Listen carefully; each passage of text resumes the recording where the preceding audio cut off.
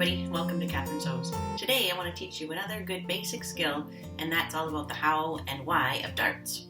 I'm going to take you through the fastest, simplest, and most professional way to sew a dart so you get smooth, perfect results. So first of all, why do we have to sew darts? Well, our bodies are curvy and three-dimensional, and fabric, even if it's soft and drapey, fabric is still just two-dimensional. So we need ways to mold fabric around the curves of our body. And darts are one way to do that. You can see that this two-dimensional paper becomes three-dimensional when I fold in those darts. Usually darts are found at the bust and hip to create the shape of the body. But marking and sewing a dart does not have to be complicated. You do not have to get out your chalk pencil. You don't need to draw those lines on your fabric. In fact, we don't actually want to sew a dart with a perfectly straight line. We want to sew it with a nice clean taper. So how do you sew a nice clean taper like that? It's actually pretty easy. Let me show you how. So first of all, how to mark darts. If I'm saying don't draw the lines on the pattern, all you need from your pattern are two bits of information, the two dart ends and the dart point. That's it. I'm going to show you how to mark that. So here is how darts appear on a pattern. When I was in school, we learned to draw those lines using tracing paper and a tracing wheel or tailor's tacks, which is even worse. All we really need to mark are the two dart ends and the point. That's it.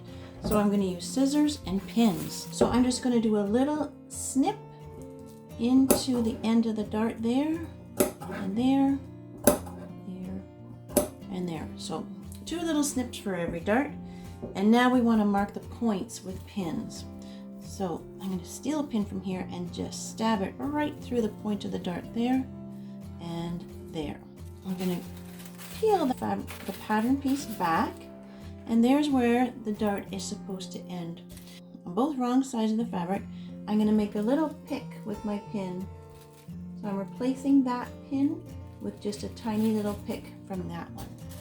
Little pick there. Okay, and on the back, where those pins are coming out, same thing. So just separate out your layers. Now, I don't want to have a big pick of my pin like this, right? That's covering too much distance. When I go to sew, I won't know if I meant there or here or there. So really just make the pick of your pin really small, like just replacing that one that's stabbing through. Good. And that's all I need. Now the rest of my pins can come out, including those ones that are stabbing through. All my pins can come out now, and I'm ready to sew. So here we go. At the machine now, I'm going to take those two little notches and fold the fabric to bring those together. And I'm going to put one pin going vertically pointing toward those notches there. Can you see that? Good. Pin that's marking the point. I'm just going to tuck it in sideways. That's it. Okay, I'm ready to sew. I'm going to hold it here and sew directly to my thumb. And then the last few stitches will taper off right at the end. I'm going to sew in black thread so you can see, and I'm starting right with those notches under my needle, right there. Take out my first pin and start with a little back tack. Now I'm going to grab the dart right there. My thumb is just above the pin, and I'm going to sew right toward my thumb. Now here's a tip about sewing straight. Whatever you hold directly in front of the needle is where you're going to sew. So if I'm over here or I'm over here, I'm going to have a problem. But if I just hold my thumb directly in front of the needle, I'm going to sew right to my thumb, and that's why you don't have to draw the lines. Switching to my finger, but same idea. Okay, now can you see how close I am to that edge? And I want to have the last few stitches right along the edge and come right to that point. Now, some people will tell you leave your threads long and tie a knot. I don't have time for that. I'm going to do a tiny little back tack. Okay, and the reason I do a back tack is I don't like the threads to start separating at the point of the dart. I want that to stay secure.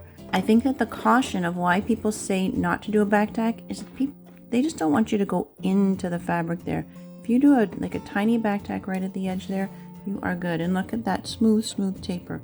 That's what we want. On the second dart, I want to show you how not to sew your dart. Sometimes I see people come straight down parallel to the edge. They come straight down and then they fling out there. And I'll show you why that's not great. Coming down straight and then flinging out to the pin. That's maybe an extreme example, but I'll show you what happens to the points when you've got a nice smooth taper and when you've got that fling.